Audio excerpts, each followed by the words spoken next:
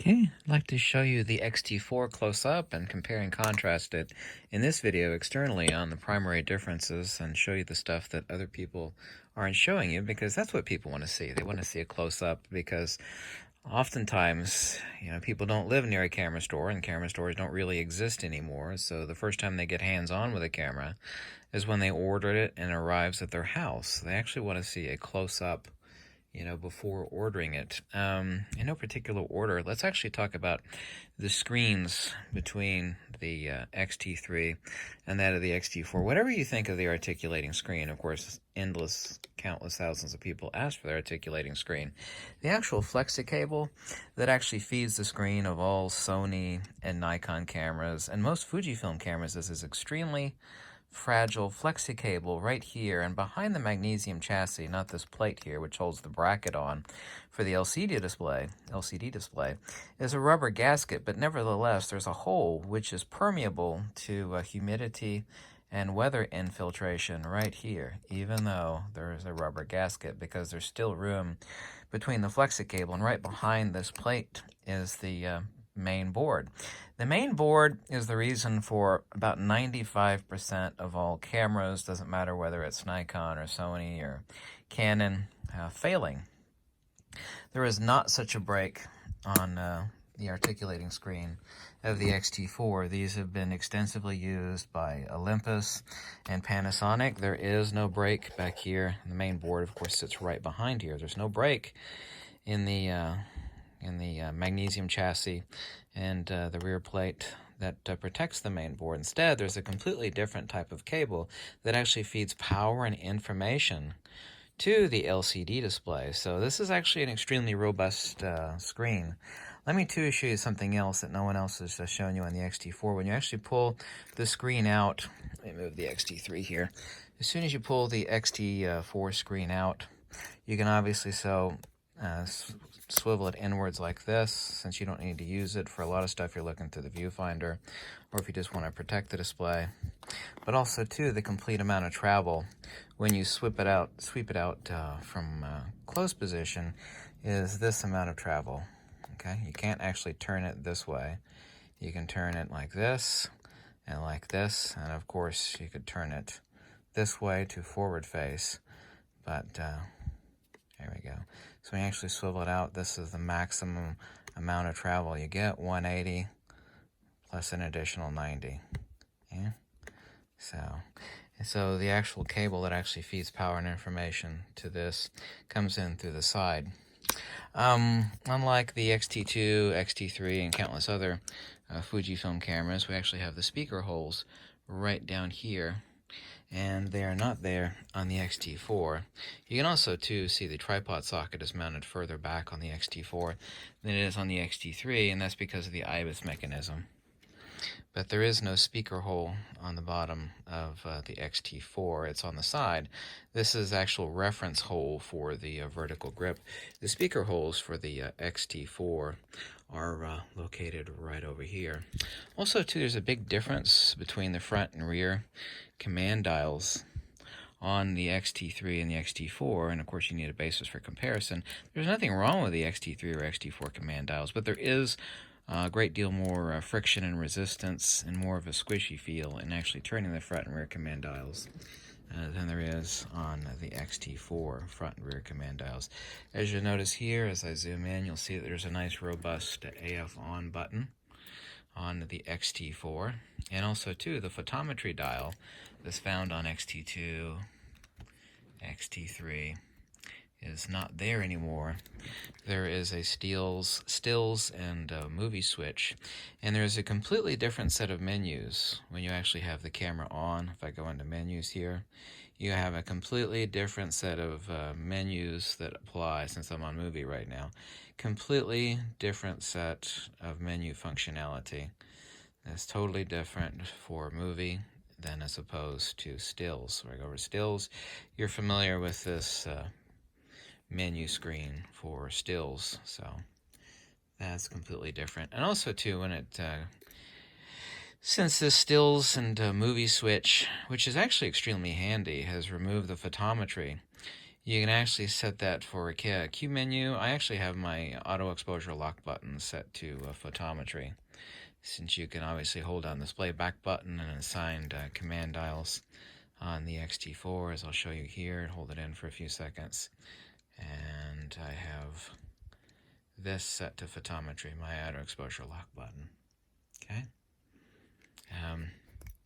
This particular unit, as you can see here, says made in Japan, and there's the 2 SD card slots right there. There is a removable side door, a robust one, on the XT4, and this is for people that would actually have a cage mounted, like a Really Right Stuff or countless other people that actually make cages for the XT4. This lets you have the door open for access. Also, too, over here on the side, I wish the XT4 actually came with an external charger, but it does not. It comes with a tiny little wall wart and about 1.5 foot USB-C cable for charging. There's USB-C and HDMI. And up here on this door, we can actually see a remote and mic. The XT4 also comes with a USB-C to headphone jack adapter. It's about 3 inches long.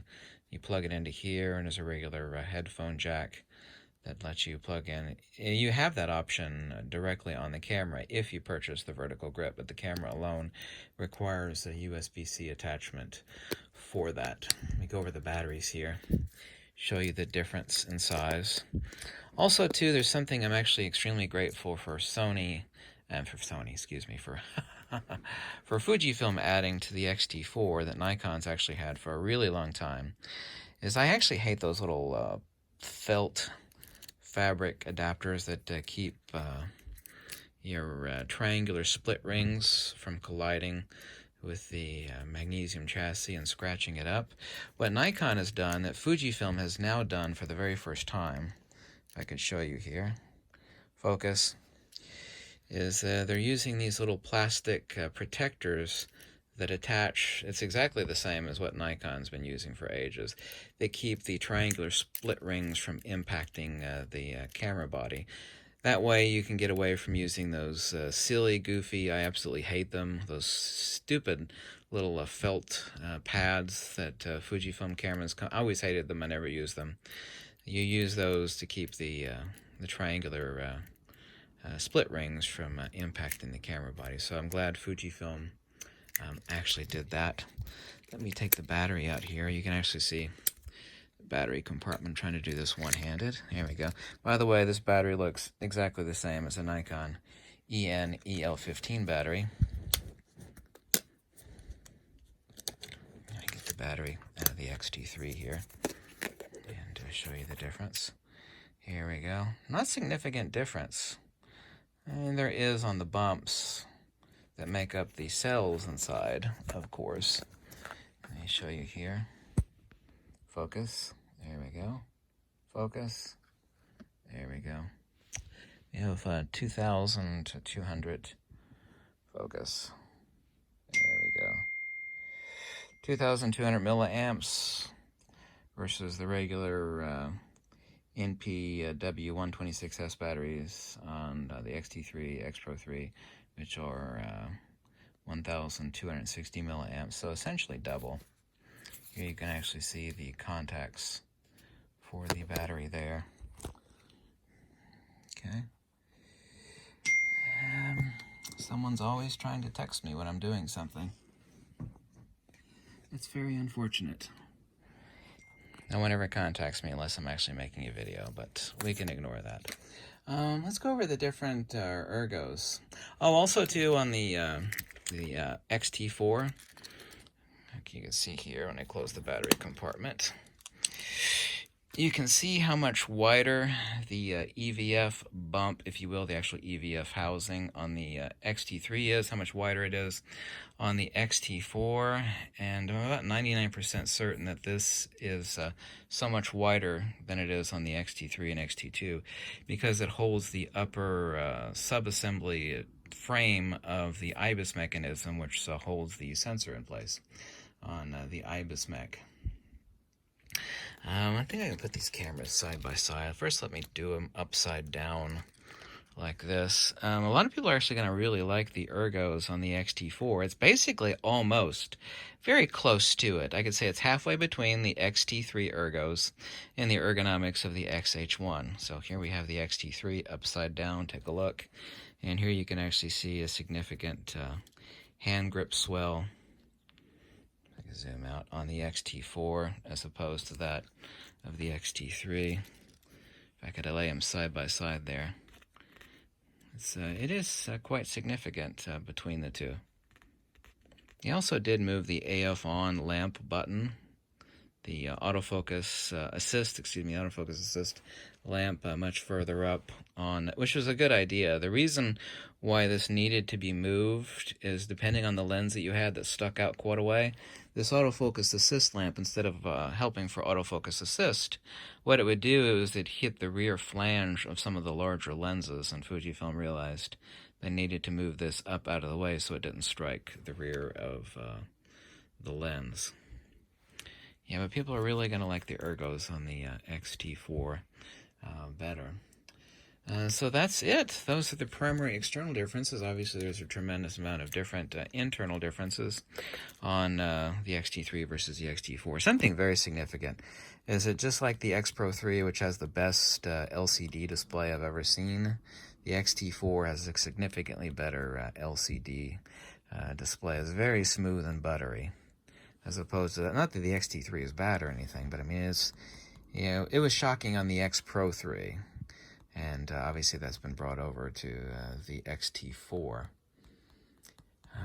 So that's it. Let me know if you have any questions. Also, too, they actually had to move over the D-pad, and the reason for that is this cutout for the LCD display. So you can see it's here on the XT3, but it has moved over a scooch on scooch is a real word, right? Moved over a scooch on the XT4. I think everybody's really going to like this. This is a really robust display that's been well proven by Panasonic and Olympus. And like I said, this is a full amount of travel that you get on this. And, using it as this... I've tested out, and I'll post up samples later because I'm still testing it. But if you use IBIS plus optical image stabilization plus digital stabilization, you actually have 3 types of stabilization. Even though I'm not a video person and I've never pretended to be, let me tell you what, girlfriend.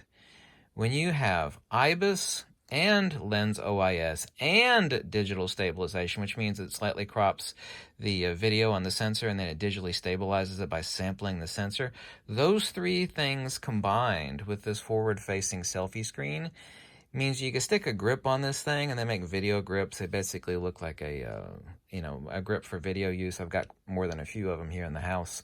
Man, this is one hell of a camera for walking around. You don't say hello to leaving the gimbal at home. Let me repeat that. With OIS, digital stabilization, and IBIS on, and attaching a grip to the bottom of this and turning the selfie screen forward, you can say goodbye to needing a gimbal. Vloggers are really going to like this. I think a lot of people didn't turn all 3 of those on. They just turned on IBIS.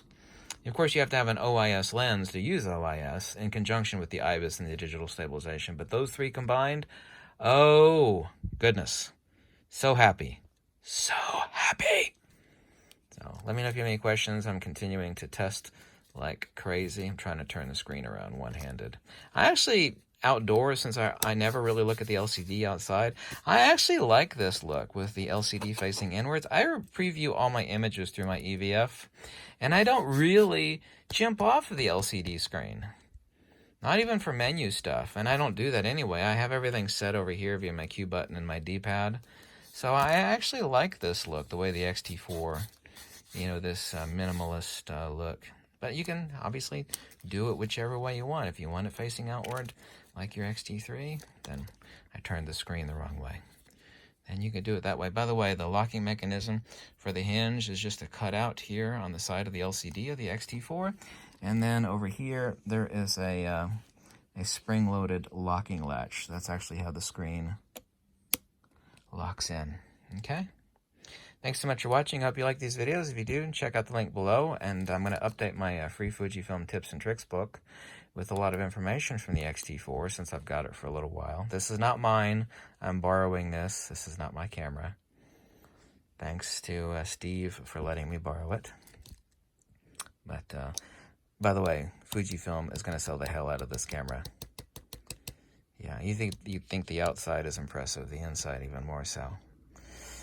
And how could that be, you say? It's the same sensor and image processing engine as the X-T3, the same sensor as both of these. How could there be such a big difference? Oh, there's a big difference. Oh, and I don't mean just the IBIS mech or just the display. Okay? Or just the much larger battery. Anyway, thanks so much for watching, and